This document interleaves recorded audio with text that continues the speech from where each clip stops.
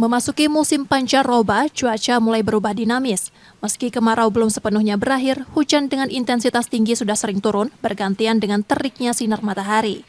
Di tengah perubahan ini, masyarakat diimbau menjaga kesehatan agar terhindar dari penyakit musiman seperti demam berdarah, flu, dan diare yang rawan muncul saat peralihan musim. Pancaroba juga ya, peralihan kemarin kita panas sih, hujan.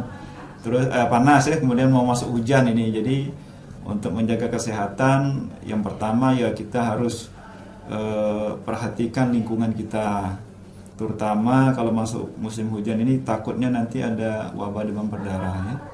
Itu yang biasanya. Jadi perhatikan 3M+, menguras, mengumpul barang-barang bekas, membersihkan tempat-tempat perindukan nyamuk ya, dan ditambah juga pakai obat oles ya untuk biar tidak digigit nyamuk.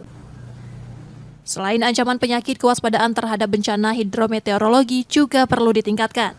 Ya, dengan kondisi cuaca yang sering berubah dan sangat dinamis ini, contohnya di musim kemarau ini kita masih menerima hujan, kami himbau kepada masyarakat untuk menjaga kesehatan dengan perubahan cuaca ini, dan juga antisipasi dan waspada, melindungi diri dari cuaca, misalnya panas, melindungi diri dari panas, dan di musim hujan juga waspada pada saat hujan untuk masyarakat yang beraktivitas di luar.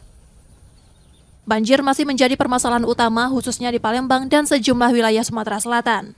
Muhammad Reza Pahlevi, Kompas TV, Palembang, Sumatera Selatan.